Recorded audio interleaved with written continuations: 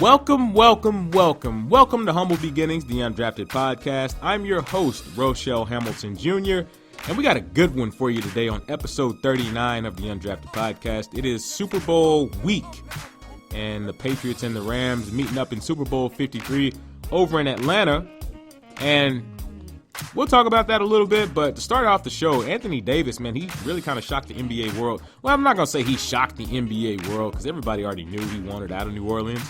But I personally didn't see this trade request from him coming this soon, but he requested a trade out of New Orleans, and we're going to see how that's going to play out. It's going to be interesting to see how that plays out because, man, when I first heard this, I was like, wow, here we go, man. It seems like this whole Anthony Davis to Los Angeles Lakers thing just might actually be happening, or is it? So that's a really good question.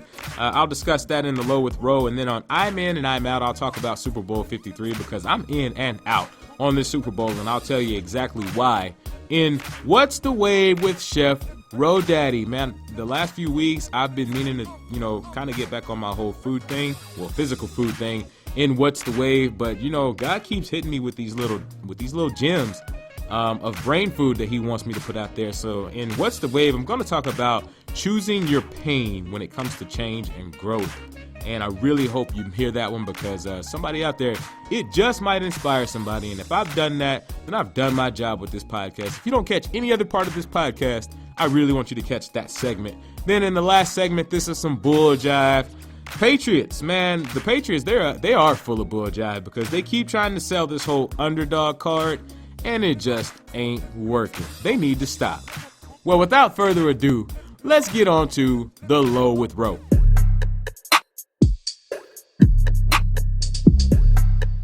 New Orleans sports fans, man, I kind of feel sorry for them. I'm not going to lie. Well, I ain't going to say I feel sorry for them, but I do sympathize for them because, man, the last few weeks, they just can't catch a break. First, there was one of the worst blown calls in sports history in the NFC Championship game, and now Anthony Davis has requested a trade from the Pelicans. Now, the request was reported earlier this week, and it was confirmed that AD won't be signing an extension with the Pelicans, and he let his feelings be known pretty early. Now, it's been long speculated that AD would eventually wind up with the Lakers, so with that, let the games begin. This is going to be interesting because New Orleans, they said early on that they weren't trading Anthony Davis under any circumstances, and he isn't a free agent until next season.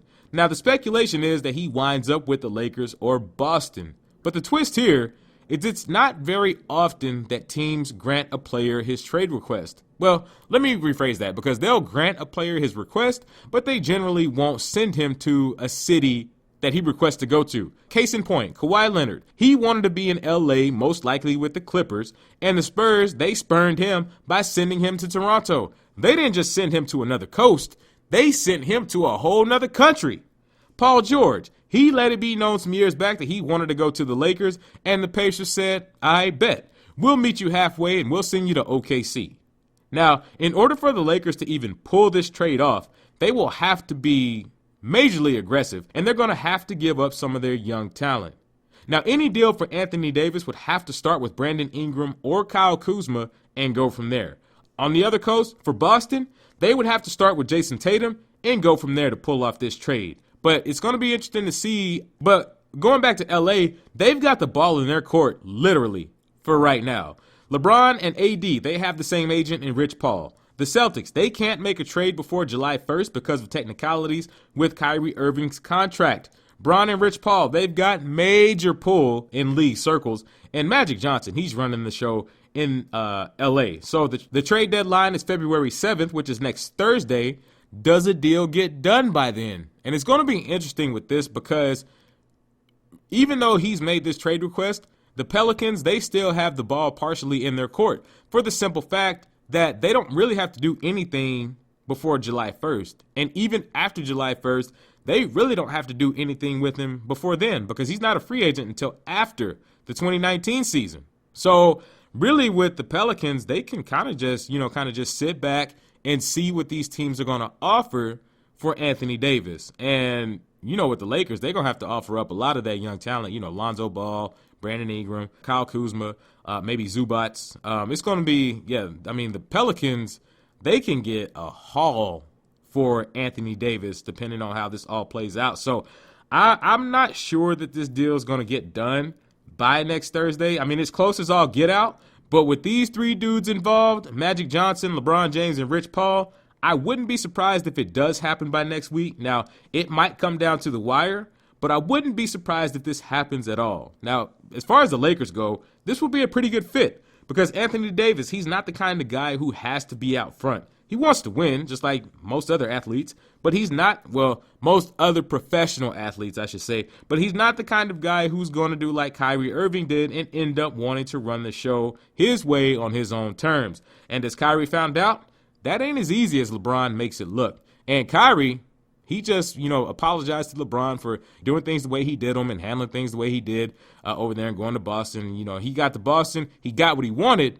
and now he sees, man, this ain't as easy as it looks. So, it's one of those things where it's like, be careful what you ask for because you just might get it. And speaking of Kyrie Irving, there's a lot of rumors and speculation saying that he and LeBron might reunite. And if that happens, I don't think it's going to happen. But if that does happen, that would really be interesting. Now, but going back to Anthony Davis, he'd be a good compliment for the Lakers because LeBron, he's shown that he's unselfish and he can adjust his game to do what needs to be done when he needs to. Anthony Davis, he wants out of New Orleans bad. So bad that he's in line for a long-term contract to the tune of 5 years, $240 million, and he still wants to chunk them the deuces. That's just like a bad relationship where, you want to be with this person, but they ready to chunk the deuces. And it's like, at that point, doesn't matter how much money you have, how nice you are, this and that and the other. When a person has made up their mind that they don't want to be somewhere and they want to leave, it's a wrap. And with Anthony Davis, he's only 25 years old, but it's not a done deal yet. Not even close. You have to wonder, how do the Lakers look to outside big-name guys who could potentially be free agents or trade pieces for squads? LeBron, he's been out longer than he's ever been in his career, and he's in year 16. He's 34 years old. He's had a lot of mileage. He's had a lot of high usage on his body. You can't blame an outsider for looking at this and saying, man, if this is the beginning of the downfall of LeBron, do I really want to be stuck in what could potentially be a long learning curve with these young guys and role-playing vets? Now, LeBron is known for his durability, and he's a real-life Iron Man, and I sincerely doubt this is the beginning of his downfall. And I love LeBron, so I sincerely doubt and I sincerely hope that this isn't the beginning of his downfall. But I'm just saying, you can't blame an outsider for looking inside and wondering that. Now, there's rumors, like I said earlier, of Kyrie being interested in reuniting with LeBron, and Bron put some stuff on social media the other day that fanned some flames, and all of a sudden, the NBA has managed to become the biggest soap opera on Super Bowl week. But man, look, if the Lakers can somehow pull that off with Bron, AD, and Kyrie on the same squad, the Lakers will be back in contender status immediately. And with KD more than likely chunking Golden State the deuces after the season too, man, look, this is all lining up perfectly for Bron and the Lakers with whatever happens. Because even if they don't get Anthony Davis, they're going to get some superstar to come in there and be LeBron's sidekick. It's just a matter of time and a matter of who. But one thing is for sure, though. This NBA offseason is about to be lit. Moving on to I'm in and I'm out. This coming Sunday is Super Bowl Sunday as Super Bowl 53 goes down in Atlanta. The Rams, they'll take on the Patriots in a contest that is sure to be a great one.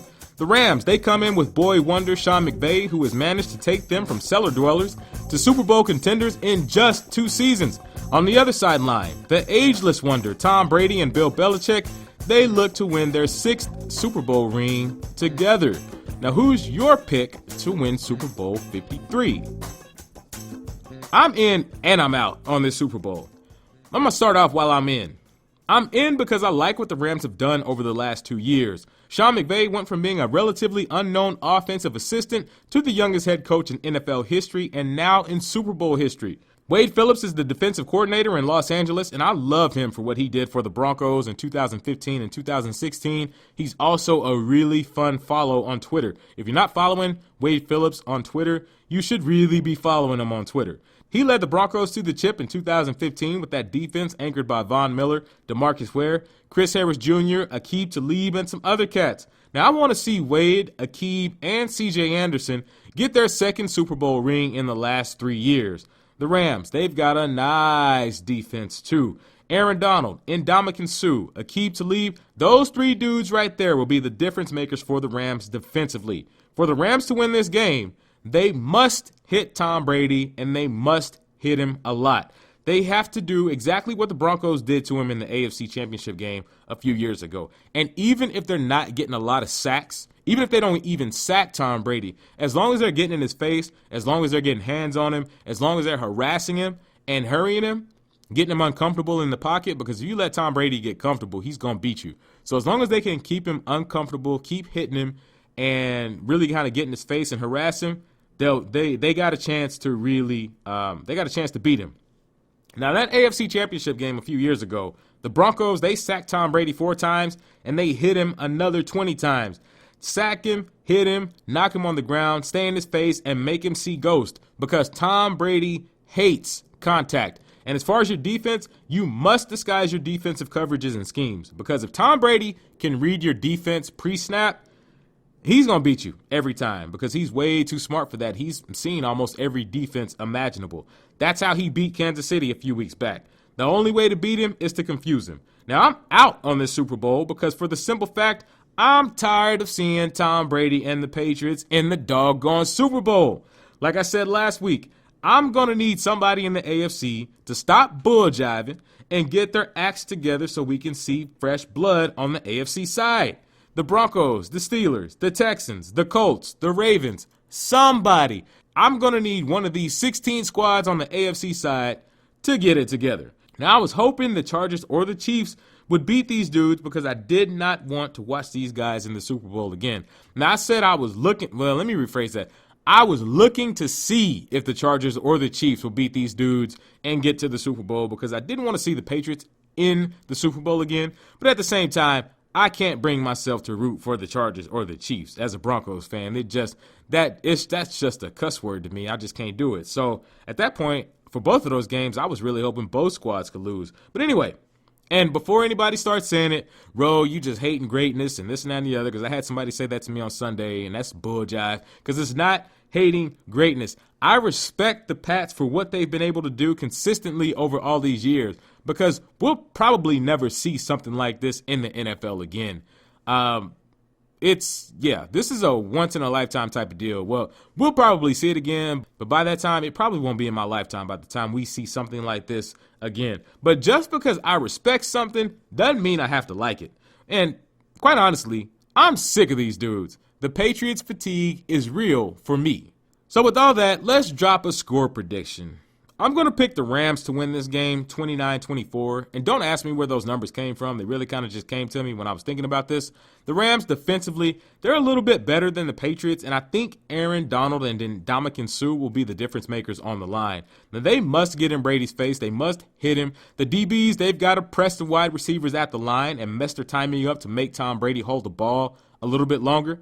That's how the Rams will have to play to get this dub. I really think this game is going to come down to whoever has the ball last. And if the Rams can have the ball last and keep Tom Brady on the sideline, they'll win this game. So with all that being said, I'm going to pick the Los Angeles Rams to win Super Bowl 53, 29-24. And I hope to the football gods that I'm right.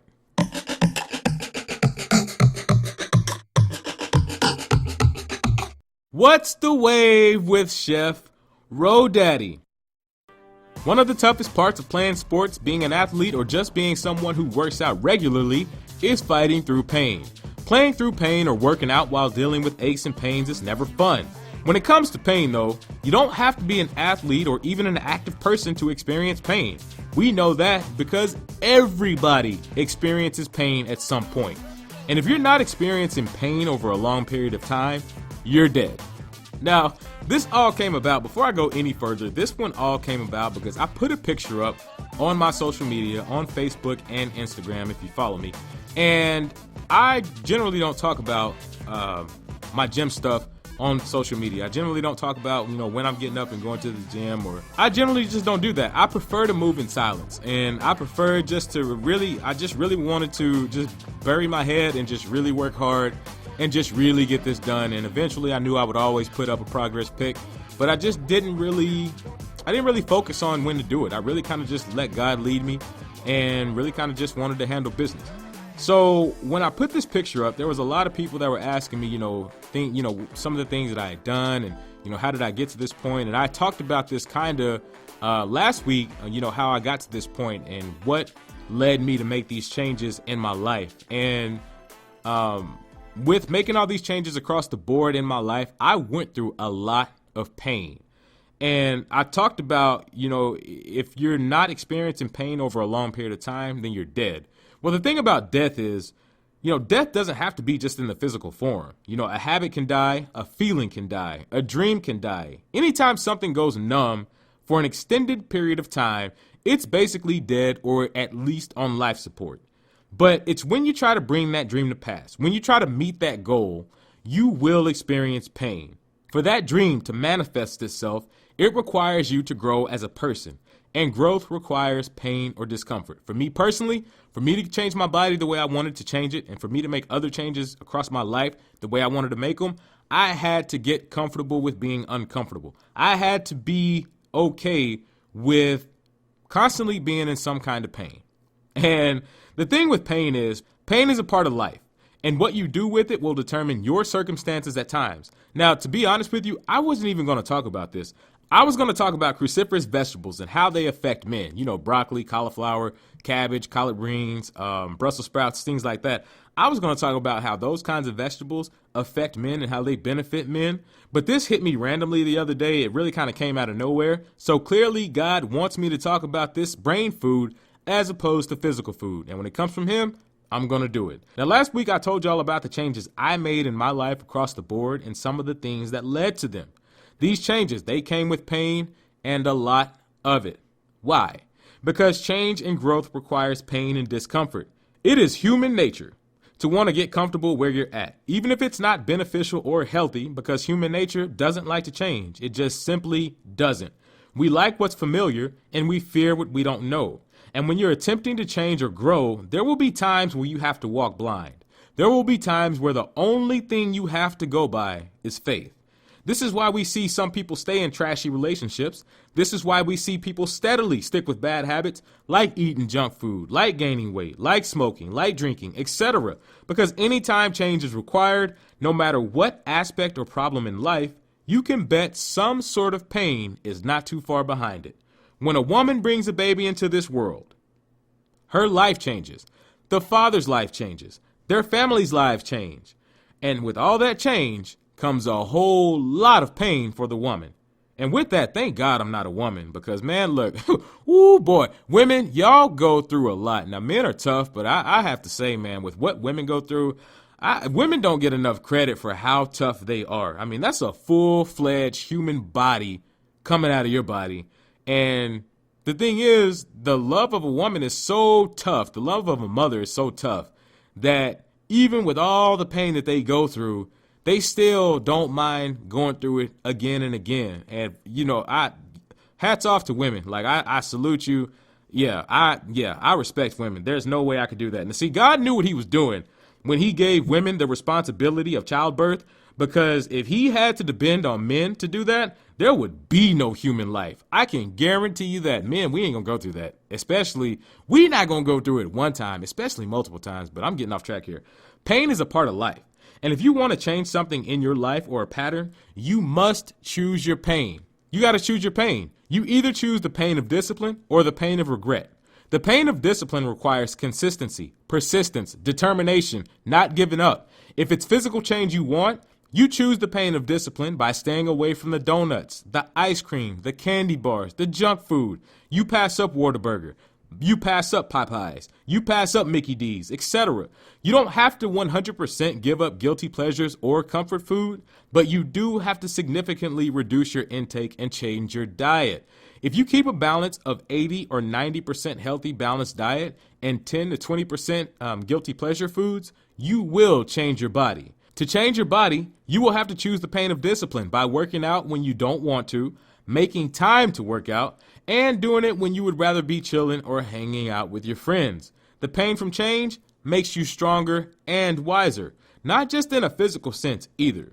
Okay, look, we all grown here. Maybe you just went through a bad breakup and you thought you knew the person, but they switched it up on you and they showed that they're just like the rest of the knuckleheads in your past. Maybe you're a single person and you're tired of making the same mistakes when it comes to dating. Well, that's the pain of regret. But see, in this instance, the pain of regret leads to the pain of discipline by way of change. You see what you did wrong in this past relationship, so you say, you know what? I'm switching it up. I'm not doing the same thing moving forward. I've done all this in the past. I'm not going to keep making the same mistakes. Maybe it's taking sex off the table until you get a commitment of marriage and actually follow through with the marriage. Maybe it's listening to God more from the beginning, because a lot of times God will show us something about a person and we just don't listen to the signs. If you really pay attention, if you really go back and you really look at, some of the bad breakups and things like that, the bad situations you were in, the signs and the red flags are always there in the beginning. It's whether or not we're paying attention to them. It's whether or not we're listening to God with him telling us, hey, such and such, this person has this and this and this going on. So a lot of time we can save ourselves a lot of heartache and a lot of pain if we just listen to God from the jump. And I've had to learn that, just like a lot of other people have, from bad experiences. Maybe it's changing up the kind of people that you date. It could be a number of things. You know how crazy this dating game can be. It could be a number of things. But that's the pain of discipline that comes from the pain of regret that leads to change. That's saying I'm tired of going down this same road, doing the same thing, getting the same results. Discipline yourself and be consistent and persistent in whatever it is that you're facing. When you work out and you lift weights, the fibers in the muscle tear. The muscle repairs itself and gets bigger and more solid, and therefore growth comes about. But the muscle doesn't grow without the pain of the stress of lifting the weight. The muscle doesn't grow without the pain of the fibers tearing. The muscle doesn't grow without the pain of lactic acid building up. It's the same in life. Nothing will change without some kind of pain. If your finances are in tough shape, you must practice the pain of discipline now and do what you need to do to fix them, or experience the pain of regret later. Don't wait until your car is repossessed and then try to fix things, because that's definitely the pain of regret. If you want to get in shape, you must deal with the pain of discipline now or get hit with the pain of regret later. Don't wait until you get a bad doctor's report to try and turn it around, because at that point, it might just be too late. If you have a drinking or a drug problem, if you want to change, you must deal with the pain of discipline by getting treatment, taking it a day at a time, figuring out how to deal with the triggers and cravings. You choose the pain of discipline now to handle it, or you get hit with the pain of regret later. Whatever your struggle is, it doesn't matter what your struggle is, if it's addiction, if it's financial struggles, if it's relationship struggles, if it's marriage struggles, whatever your struggle is, if you want to change for the better, you must deal with the pain. There's no way around it. Pain is a part of life, and it comes in multiple shapes, forms, and fashions. Physical, emotional, financial, psychological, etc. There's a million different forms that it could come in, and it manifests itself in a multitude of ways. The question you have to ask yourself, which pain do I want to deal with, and what am I going to do about it? Is it easy? Hell no. I will be straight up honest. It is not easy. It is one of the hardest things that you will ever have to do. Now, I've changed my body and lost a bunch of weight, and it's been one of the hardest things that I've ever done. I had to give up eating so much trash. I had to start making myself get up early to go work out. I had to stop chilling with my friends so much. I had to sacrifice. I had to go through the pain of discipline because I wanted to get back to the old Ro. I wanted to get back to the person that I knew that was deep down in there, because this is the thing when it comes to you wanting to make change. One of the hardest things I ever had to do was look myself in the mirror and realize that I was failing at a lot. I was failing physically, I was failing emotionally, I was failing across the board. One of the hardest things that I've ever had to do was admit that I wasn't handling my business the way I needed to handle my business. But by the time I got to that point, the mess was so big, I had no choice but to get back in tune with God, because he was going to be the only one that could help me get out of this mess. So I say that to say this: whatever struggle that you're dealing with, line up with God. Get in tune with God. That is going to be the easiest way to get back on track, because once you line up with God, God will start showing you things across multiple aspects of your life, things that you didn't even know you needed to work on. I had no idea I had all this other stuff that I needed to work on before he showed me I was ready to move on to the next level. I would have never known that. But see, I knew that I had more to give. I knew I had more to give God. I knew I had more to give others. and I wasn't going to get the life that I wanted. I wasn't going to get the life that I wanted. I wasn't going to get the job that I wanted. I wasn't going to get the marriage that I wanted if I didn't start making changes. And the thing is, when you start making the change, it may take some time for stuff to start manifesting. It may take years for some of the things that you want to manifest. When you start making changes and you start going through the aches and the pains and you feel like you want to give up, do not give up. Keep pressing. Because at that point, it may take some time before things start manifesting for you, even with all the changes that you've made. And you have to make up in your mind, if you always have something to do or you always have somewhere to be, you're not going to get what you want. Because a lot of time, change and growth requires isolation. It requires dedication. And you have to make up in your mind, how bad do you want it? We say that all the time in football and athletics. How bad do you want it? And you have to make up in your mind, how bad do you want to reach whatever goal it is that you have? How bad do you want to defeat whatever struggle, whatever demon that you're dealing with? How bad do you want to defeat it? Because see, for me, I wanted to get back to the old road. I wanted to get back to the person that I knew that was in there. I know where I'm trying to go in life and what I'm trying to do. And these old habits, they weren't going to get me anywhere. And I refused to deal with the pain of regret in this aspect. I've regretted many things in this life, but this right here, I knew I didn't have to keep going down this road, and I made up in my mind that I wasn't going to do it any longer. I made a promise to God years ago that I would use my struggles with weight to inspire others and be a positive influence to others. And I never thought I would be doing a podcast, but this is one of the platforms that God has given me, so I'm going to use it. And I refuse to let him down. I 100% refuse to let God down in this aspect, period. So the question you have to ask yourself, are you going to face your struggles head on and do what you need to do to beat them by way of the pain of discipline? Or will you see your struggles and ignore them and do nothing and get hit with the pain of regret later on in life? God only gives us one chance at this gift called life. What will you do with yours? That's the question that you must answer.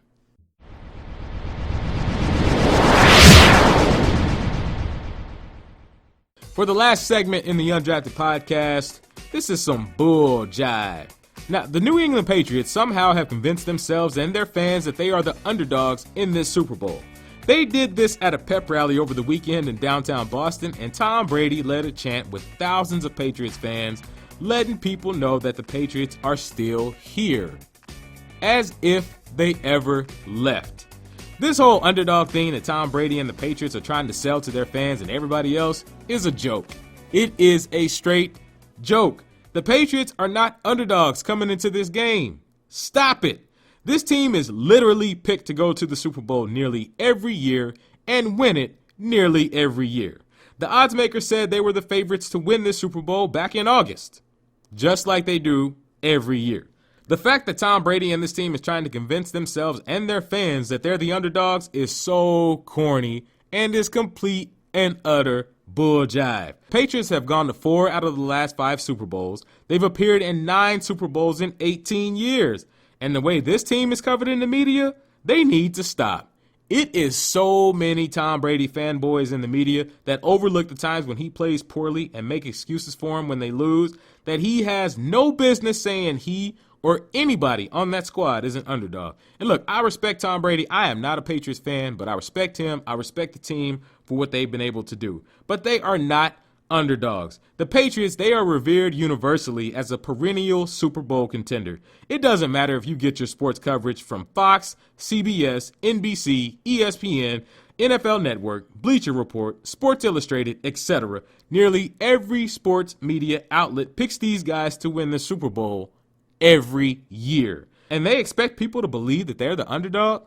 Tom Brady, you and this team trying to sell the underdog card, y'all need to stop that bull jive. Well, that's my time for episode 39 of the Undrafted podcast. I want to thank my Lord and Savior Jesus Christ for blessing me with the gifts, the talents, and the resources to do this podcast. Thank you for taking time out of your busy day and tuning in. I really hope this podcast touched somebody and inspired somebody and blessed somebody out there. Don't forget, you can follow the Undrafted Podcast on Instagram at the Undrafted Podcast or on Twitter at Row4Show Pro. And instead of reading you a Bible verse this time, I want to encourage you to read the entire chapter of Psalm 35, where it talks about God intervening on your behalf. And remember, do your best and let God handle the rest. Be blessed.